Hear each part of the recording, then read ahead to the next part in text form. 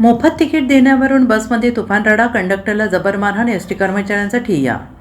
शासनाने विविध नागरिकांसाठी प्रवासात सवलत दिलेली असून काहींना मोफत प्रवास देण्यात येतोय। मात्र हिंगोली शहरातील बस स्थानकात आज मोफत तिकीट देण्याच्या कारणावरून प्रवाशांचा वाद झाला। प्रवाशाने आपल्या साथीदारासह वाहकाला बेदम मारहाण केल्याचा धक्कादायक प्रकार समोर आलाय।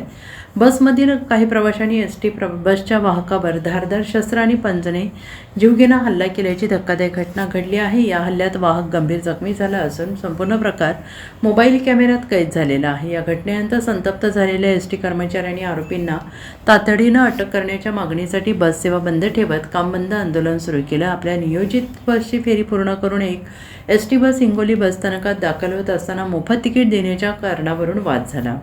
संबंधित प्रवासी शासनाने निश्चित केलेल्या पात्रतेच्या निकषात बसत नसल्याने वाहकाने मोफत तिकीट देण्यास नकार दिला आणि याच कारणावरून बसमध्ये प्रवासी आणि वाहकामध्ये शाब्दिक वाद झाला। दोघांमधील हा वाद काही क्षणातच विकोपाला गेला। संबंधित प्रवाशाने आपल्या साथीदारांना बोलावून वाहकावर धारदार शस्त्र तसेच पंचने बेदम मारहाण केली। या हल्ल्यात वाहक गंभीर जखमी झालेला असून त्याच्या अंगातून रक्तस्राव होत असल्याचे दिसून आले।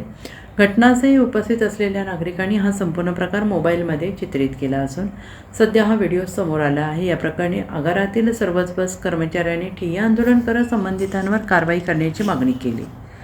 Bureau report, SPN Marathi, Hingoli.